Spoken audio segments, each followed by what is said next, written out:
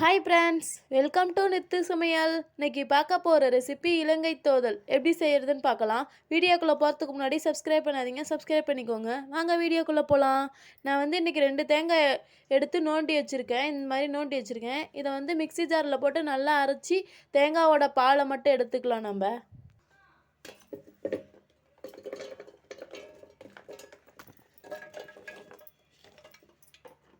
அரைச்சாச்சு. இப்போ நம்ம வடிகட்டிக்கலாம்.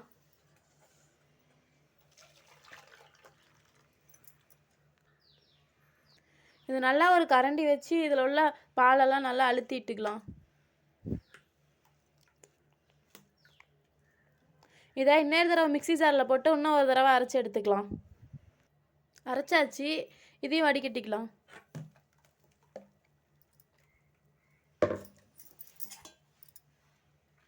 நல்லா இது மாதிரி நல்லா அழுத்தி விட்டுக்கோங்க.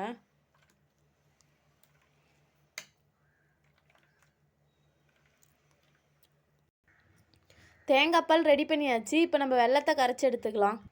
நான் ஒரு 400 கிராம் அளவுக்கு வெல்லம் எடுத்திருக்கேன். இதை கரைச்சிக்கலாம். தூசி துரும்பு ஏதாவது இருக்கும், அதனால் கரைச்சி எடுத்துக்கலாம். இது கூடவே 1/2 கப் அளவுக்கு தண்ணி ஊற்றிக்கலாம். வெல்லம் கரையிறதுக்காக. நல்லா கரையட்டும். நம்ம வெல்லத்துக்கு பதிலாக கருப்பட்டி நாட்டு சக்கரை கூட சேர்த்துக்கலாம். நான் வெல்லம் போட்டு செய்கிறேன் இன்னைக்கு. வெல்லத்தை நல்லா கரைச்சாச்சு. இப்போ நம்ம வடிகட்டிக்கலாம். நம்ம எந்த பாத்திரத்தில் செய்ய போகிறோமோ அதே பாத்திரத்தில் வடிகட்டிக்கலாம்.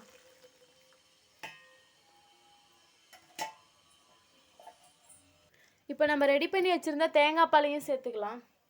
இன்னொரு தடவை வடிகட்டி சேர்த்துக்கலாம்.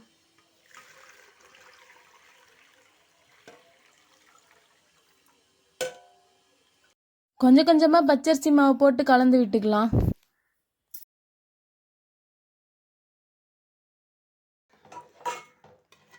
நல்லா கைவிடாமல் கலந்து விட்டுக்கிட்டே இருங்க. அடுப்பை சிம்மில் வச்சு கலந்து விட்டுக்கோங்க. இப்போ கட்டி பிடிக்கிற மாதிரி இருக்கும். கட்டி பிடிக்காமல் நல்லா கலந்து விட்டுக்கோங்க.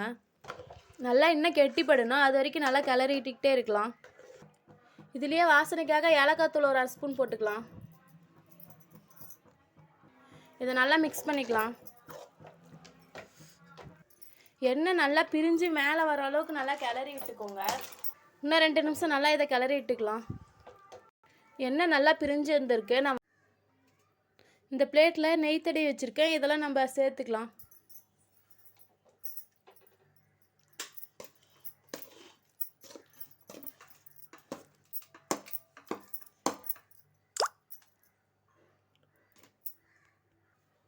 இது நல்லா அழுத்தி விட்டுக்கலாம்.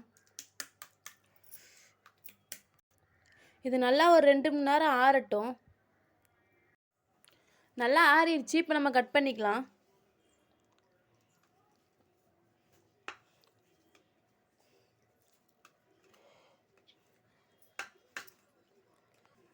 கட் பண்ணியாச்சு.